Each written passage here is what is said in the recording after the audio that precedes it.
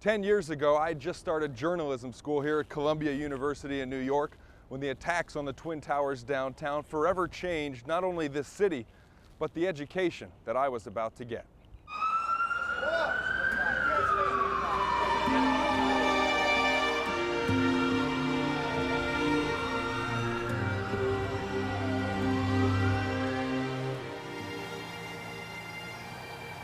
I couldn't tell you what was going through my mind then.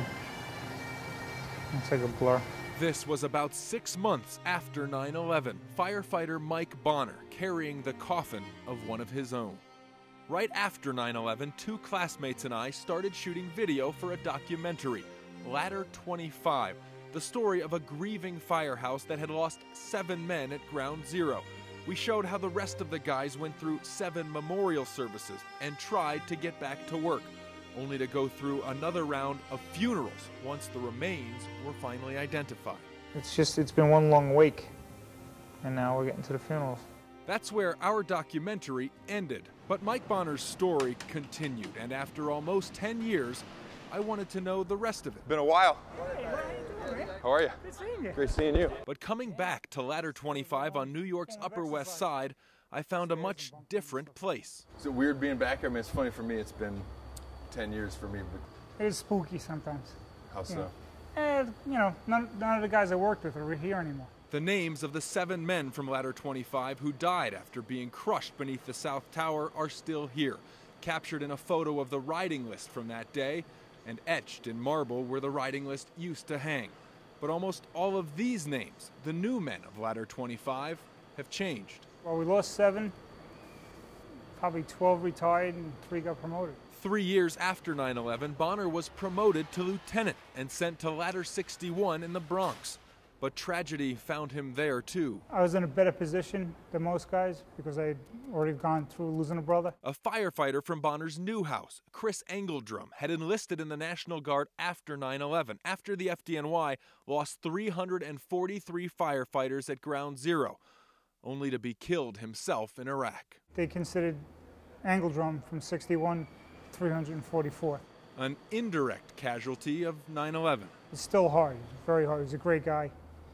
I think a lot of guys it knocked them off their feet for a long time.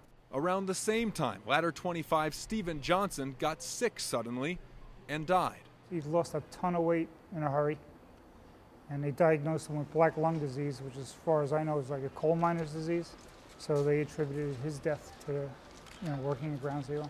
Just as it did during the days of our documentary, Mike's pain still smolders, sometimes flaring up, a fire that never goes out. Sometimes it feels like it was a year ago, and other times it feels like it's 10 years.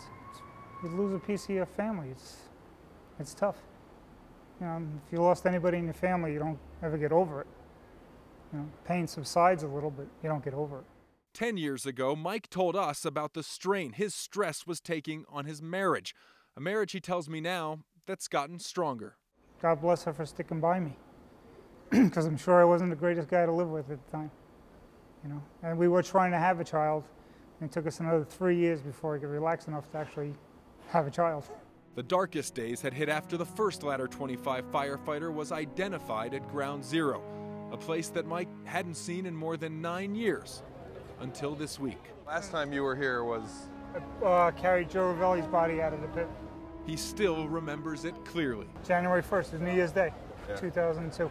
Coming out of the rubble, carrying Joe Ravelli's remains. That's tough. I don't want to have to do that again.